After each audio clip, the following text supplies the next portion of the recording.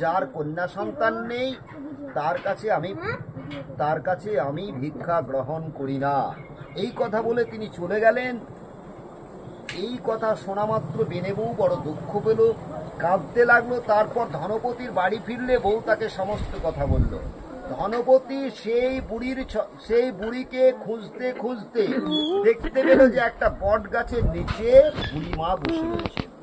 সঙ্গে সঙ্গে তার পা জড়িয়ে ধরল এবং কন্যা সন্তানের উপায় তিনি জানতে চাইলেন। সেই ভিখারির বেশি ভগবতী তাকে একটি ফুল দিলেন এবং ফুল দিয়ে বললেন ঋতু স্নানের দিন সেই ফুলটাকে ধুয়ে তার স্ত্রী যেন সেই জলটা খায়, সেই জল খেলেই তার ছেলে হবে। বুড়ির কথা মতো ঋতু স্নানের দিন তার বউ সেটি ধুয়ে জল খেল, গর্ভবতী হলো। সবাই ছেলে হবার আনন্দে উৎফুল্ল হয়ে উঠল। এরপর 10 মাস 10 দিন অতিবাহিত হলে বেনে বউয়ের প্রসব যন্ত্রণা শুরু হলো। তিনি বাচ্চা প্রসব করতে পারছিলেন না। এমন সময় দেবী ভগবতী আবার বুড়ির ছদ্মবেশ ধরে তার বাড়িতে আসলেন। প্রচুর ভিড় দেখে ভিড়ের কারণ জানতে চাইলেন। বুড়ি ভিতরে গেলেন। বেনে বউয়ের পেটে হাত বুলিয়ে দেওয়া মাত্রই তার একটা সন্তান হলো। সেই সন্তানের তিনি নাম রাখলেন জয়দেব এবং সেখান থেকে চলে গেলেন। এরপর কিছুকাল অতিবাহিত হলো। হঠাৎ একদিন ভগবতী আবার বুড়ির ছদ্মবেশে মর্তে এলেন। এবার এসে তিনি লক্ষ্যপতি বেনের বাড়িতে ভিক্ষা চাইল। বেনে বউকে জিজ্ঞাসা করিলেন তার কয়টি সন্তান। তিনি বললেন তার 7 ছেলে, তার কোনো কন্যা সন্তান নেই। তিনি বললেন যার কন্যা সন্তান নেই তার বাড়িতে আমি ভিক্ষা গ্রহণ করি না। এই কথা শুনে লক্ষ্যপতি বেনের বউ খুব দুঃখ পেল। লক্ষ্যবতী বেনে তার পা জড়িয়ে ধরল।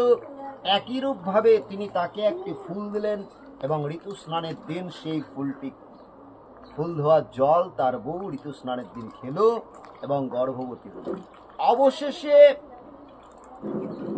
10 মাস 10 দিন হওয়ার পরে বেনে বউয়ের প্রসব যন্ত্রণা হল। দেবী আবার মর্তে এলেন। একই রূপ ভাবে বেনে বউয়ের পেটে হাত বুলিয়ে দেওয়া মাত্র তার কন্যা সন্তান হলো। বুড়ি তার নাম রাখলেন জয়াবতী। এইভাবে দিন যায়, জয়াবতী ক্রমশ বেড়ে উঠতে থাকে। তারপর একদিন হঠাৎ জয়াবতী যখন তার খেলার সঙ্গী সাথীদের সঙ্গে খেলা পূজা করছিল, জয়দেবের একটা পায়রা এসে কোলের উপরে বসলো। জয়দেব এসে সেই পায়রাটা চাইল, জয়াবতী দিতে অস্বীকার করলো। আবার ধার দৌড় নিয়ে পূজা শুরু করলো। সাথীরা খেলতে লাগলো। জয়দেব জয়াবতীকে জানতে চাইলো সে কি করছে। সে বলল মা মঙ্গল চণ্ডীর পূজা করছে। সে আরো বললো এই পূজা করলে কি হয়? বললো হারালে পায়, মোলে জিওয়, খাড়ায় কাটে না, আগুনে পড়ে না, জলে ডোবে না, সতীন মেরে ঘর হয়, রাজা মোলে রাজা পায়।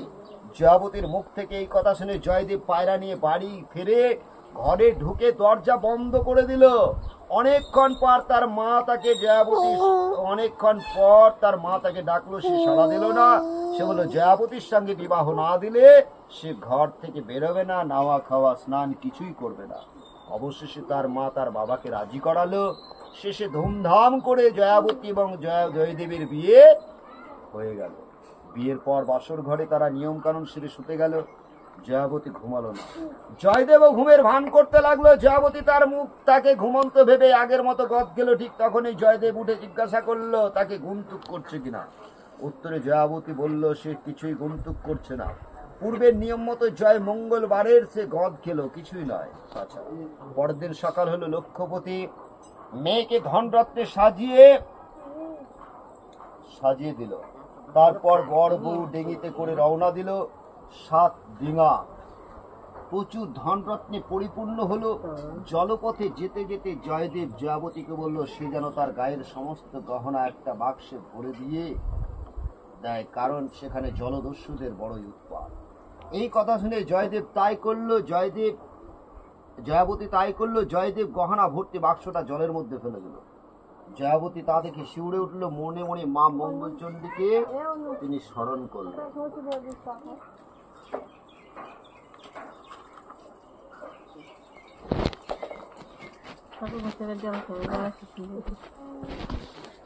তা ভক্ষণ করেছিল একটা বোয়াল মাছ। তারপর তাদের নৌকা পাড়ে ভিড়ল। লোকজন ভিড় জমালো নতুন বউ দেখতে। তবে বউকে দেখে সবাই হতবাক হয়ে গেল। সকলে বলা বলি করতে লাগলো নতুন বউয়ের গায়ে কোনো গহনা নেই কেন। সাত বোন বলতে লাগলো, সাত ভাইয়ের বোন হওয়া সত্ত্বেও তার গায়ে কোনো গহনা নেই, কোনো অলংকার নেই, সবাই নিন্দা করতে লাগলো। অবশেষে জয়দেবের মা কিন্তু নতুন বউকে বিনা গহনাতেই বরণ করে ঘরের মধ্যে প্রবেশ করা। এরপরে এলো বউ ভাতের দিন। প্রচুর লোক নিমন্ত্রিত, জেলেদের উপর দায়িত্ব ছিল মাছ ধরার, কিন্তু কেউ কোনো মাছ পেল না। অবশেষে জয়াবতী বলল, এই অলৌকিক শক্তি দেখে সকলেই স্তম্ভিত হয়ে গেল। সবাই বলল যে জয়াবতী রান্না না করলে, পরিবেশন না করলে কেউ খাবে না। কম বয়সী মেয়ে রান্না করতে পারবে না, এই ভয়ে শাশুড়ি তাকে রান্না করতে দিতে যাচ্ছিল না। কিন্তু জয়াবতী মা মঙ্গলচণ্ডীকে মনে মনে স্মরণ করে রাঁধতে বসলো। সুগন্ধে ভরে উঠল আকাশ পাতাল। রান্না শেষ হলো, পরিবেশনে পালা। জয়াবতী তাও সম্পন্ন করলো, সকলে খেয়ে ধন্য ধন্য করলো।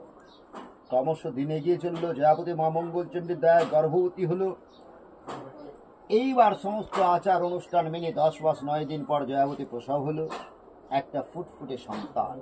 ছেলেটি জন্মাবার 5 দিনের দিন জয়াবতী তাকে রেখে স্নান করতে গেল। এমন সময় জয়দেব এসে তাকে ফেলে দিয়ে এলো। মা মঙ্গলচণ্ডী আসন নড়ে উঠল। জয়াবতী এসে জিজ্ঞাসা করলেন, আপনি কে মহোদয়? ব্রহ্মা বললেন, সে জয় হোক না কেন, তিনি ভালো চান, তাই তিনি ছেলেকে একা দেখে তিনি রক্ষা করেছেন। এরপর ছট পূজা অর্থাৎ 6 দিনের দিন জয়াবতী স্নান করতে গেল। এই ভাগে জয়দেব তাকে গরুর পায়ে রেখে গেল। মা ভগবতী এবারও তাকে রক্ষা করলেন। 8 দিনের দিন জয়াবতী স্নান করতে গেল। জয়দেব ছেলেকে নিয়ে হাতির পায়ে ফেলে দিল। মা ভগবতী সব জানতে পারে, হাতিকে নির্দেশ দিলেন ছেলেকে রক্ষা করার জন্য। হাতি ছেলেটিকে সুরের মধ্যে নিয়ে খেলা করতে। 9 দিনের দিন জয়দেব অশ্বিনীর পায়ে প্রশংসা করতে লাগলো। এও বলল তিনি সবই প্রমাণ পেয়েছেন, কিন্তু একটা প্রমাণ সে পায়নি। উত্তরে জয়াবতী বলল, সেই প্রমাণও তুমি কিছু সময়ের জন্য অপেক্ষা করো, সেই প্রমাণ পাবে। তারপর কিছুদিন কেটে গেল। সেই রাজ্যের রাজা মারা গেলেন। রাজা খুঁজতে বেড়ে হলো শ্বেত হাতি। তারপর মা ভগবতীর কৃপায় জয়দেব হলো সেই রাজ্যের রাজা, জয়াবতী হলো সেই রাজ্যের রানী। দীর্ঘদিন অতিবাহিত হলো। তারা সন্তানাদির বিবাহ দিলেন। তার সুখী হলো। স্বর্গ থেকে প্রেরিত রথে জয়দেব জয়াবতী মর্তলোক ত্যাগ করলো। মা মঙ্গলচণ্ডীর পুজো দিকে দিকে প্রচারিত হলো। জয় মা মঙ্গলচণ্ডী কি।